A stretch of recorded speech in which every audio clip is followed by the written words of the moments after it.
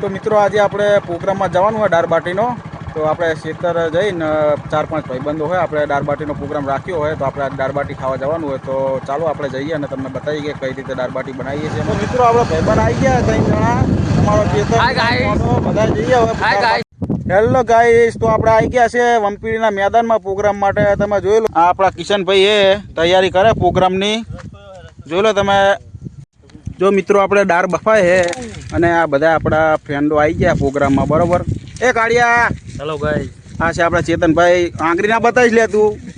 આ છે આપણા મુકેશભાઈ અને આ છે આપણા કિશનભાઈ, ઓર્ગેનાઇઝેશન, દાળબાટીના ઓર્ગેનાઇઝેશન, આ સ્પેશિયાલિસ્ટ દાળબાટીના કારીગર. તો મિત્રો આપણે ડુંગળી સમારવાનું ચાલુ કરી દીધું હોય. ડુંગળી સમારીને પછી આપણે દાળ બફી જાય પછી આપણે દાળનો વઘાર કરવાનો હોય. તો ચલો મિત્રો, પછી આપણે તમને બતાવું કે દાળનો વઘાર કેવી રીતે કરીએ. બસ તો મિત્રો આપણે દાળ બફાઈ ગઈ તો આપણે હવે દાળ ઉતારી લેશું. જય રામાપીર. જોઈ લો મિત્રો, અને આપણે હવે આ બધા મસાલા હવે દાળનો વઘાર કરવાનો હોય. તો મિત્રો હવે આપણે લસણ નાખી દીધું, જોઈ લો મિત્રો. અને હવે આપણે નાખશું મસાલો, આ ખડા મસાલા. એ ખડા મસાલા નાખવાનો મિત્રો, જોઈ લો. આમાં આપણા પત્તા આવે, પછી લવિંગ આવે, પછી બાદિયા આવે, પછી લાકડું આવે. લાકડું નહીં, મગર એ.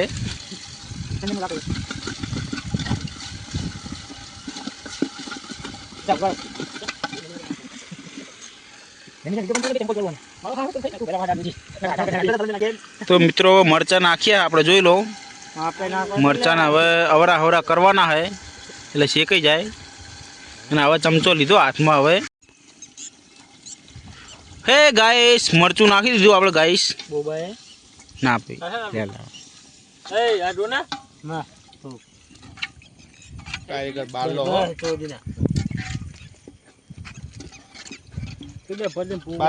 કારીગર લઈને હાય ગાઈસ. તો આપણે દાળ નાખી દીધી ગાઈસ, જોઈ લો તમે. આપણા મિત્ર હે એ ચમચો લઈને હલાવે છે.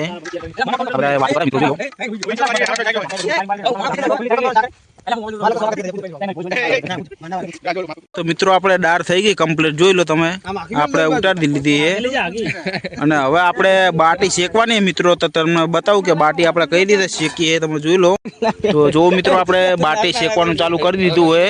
તો આપણે કિશનભાઈ શેકે છે અને આ મુકાભાઈ શેકે છે અને આપણે ચેતનભાઈ અને આપણે હિતેશભાઈ એ. તો જોઈ લો તમે, બાટી શેકવાનું ચાલુ કરી દીધું હોય. અને હવે આટલી બાટી આપણી જોડે પડી છે.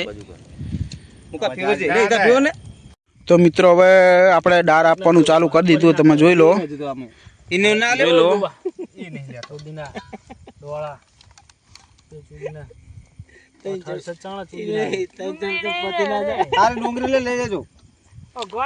તો ચલો મિત્રો, હવે આપણે જમી લઈએ, બરોબર.